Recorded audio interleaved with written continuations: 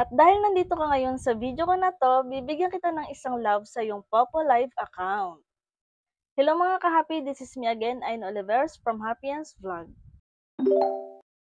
Ang video natin ngayon is about kay Popo Live account. May mga nagtatanong kasi sa akin kung ano daw ba yung mga technique or tips para manalo ng mga games dito kay Popo Live. So, para sa akin wala naman ako nakikitang ibang technique kung hindi kapag alam niyo na natatalo kayo or hindi maganda magbigay si Popo Live ngayon is i-stop niyo 'yon or gumamit kayo ng ibang account mo. Kung may dummy account ka, i-try mong ilaro 'yon. Kasi based on my experience, minsan yung dummy account ko nananalo, minsan naman natatalo. So, halimbawa yung naglalaro ako ngayon ng ganyan, Play Lucky. So, may time na yung main account ko is talo ngayon. And then, ang gagawin ko, ita-try kong ilaro yung dummy account ko and then nananalo siya. So, napansin ko na hindi talaga si Popo Live yung maalat na sinasabi nila. Nasa account natin yan. Kasi may time na ngayon ilalaro ko yung dummy account ko, talo siya, lilipat ako sa main account ko, nananalo siya. So, depende siya sa account natin. Kaya mas okay na kung halimbawa may dummy account kayo, i-try nyo ring ilaro yun. Kapag nanalo na, edi-isan mo na agad sa yung main account para hindi na agad bawiin ni Popa Live. Kasi alam naman natin na si Popa Live is nang babawi talaga yan mga B. So kapag nanalo ka and then inilaban mo pa, nagbabaka sakali ka pa na baka mas lumago pa, hindi natin alam kasi swertihan lang yan. Kaya kung gusto mong swertehin talaga kapag nanalo ka na is isend mo na sa main account mo or i-trade mo na. So yung mga nagko-comment diyan, nagme-message diyan na tips naman po kung paano manalo, paano makaipon ng coins. So nasa sa inyo yan, diskarte niyo yan mga B. Minsan kasi yung iba sinisisi na si Popo Live na lagi na lang daw silang natatalo, lugi na daw. Nasa sa inyo yan kasi wala po kayong control sa paglalaro.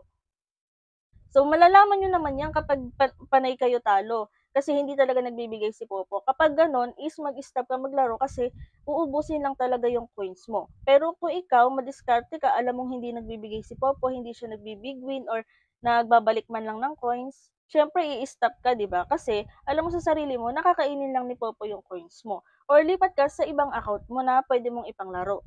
So gano'n lang 'yon. Ako nga minsan 1 week, 2 weeks, inaabot pa ng 1 month, never talaga nag-games.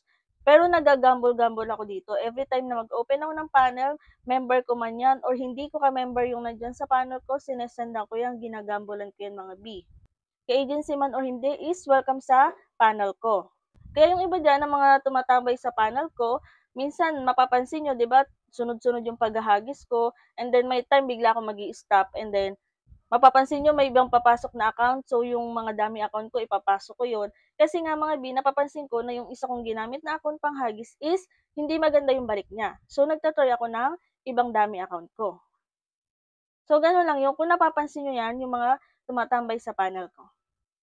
At sa mga nagtatanong naman diyan kung saan daw ako bumibili ng coins, bumibili lang naman ako ng coins dito kay CocoDP. Si CocoDP is ang top of website na kung saan ay puwede kang bumili ng coins anytime, anywhere kasi mga B, 24/7 open po siya at mabilis din yung kanilang transaction. Dito kay CocoDP, ikaw mismo yung gagawa ng transaction mo. Puwede siya sa mga gamers and live streamers at kung mahilig ka magpa-load is may e-load din po si CocoDP.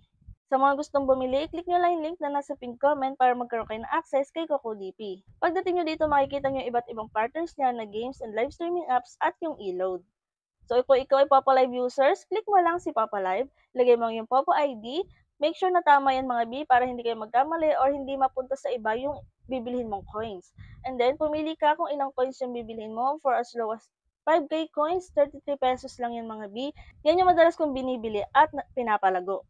And then, pumili ka kung anong payment method yung gagamitin mo. Meron diyang GCash, Kucoin, or Maya. Ilagay mo ang email address and then click buy now. After nyan, mararadari ka sa kung anong payment method yung gagamitin mo para mag-proceed ng transaction. At wala pang 5 to 10 seconds na sa inyong Popalive account na ang inyong coins na binili, pwede mo na siyang ipang-trade, pang-play lucky, or ipang-play ng mga games dito kay Popalive. So, ang madalas kong binibili dyan is yung 33 pesos 5k coins. Yan yung ginagawa kong panimula at pinapalago ko. So, mas madalas ko siyang inilalaro sa Gamble. Kasi sa Gamble talaga mga B is kahit paano may balik at the same time, nakakatulong pa ako dun sa mga nakaupo sa panel ko, nahahagisan ko pa sila kahit pakonti-konting points lang. Siyempre, di ba malaking tulong din yun, yung pakonti-konting points is kapag naipon, marami na rin yun. So yun lang mga ka-happy for today's video. Kung may mga tanong kayo, pwede kayo mag-comment or check niyo ang playlist dito sa aking YouTube channel. Baka sakaling nandiyan na yung mga hinahanap niyong free earning app tutorial. May mga iba't ibang app tutorial tayo dyan mga B na pwede ka rin kumita tulad dito kay Papa Live.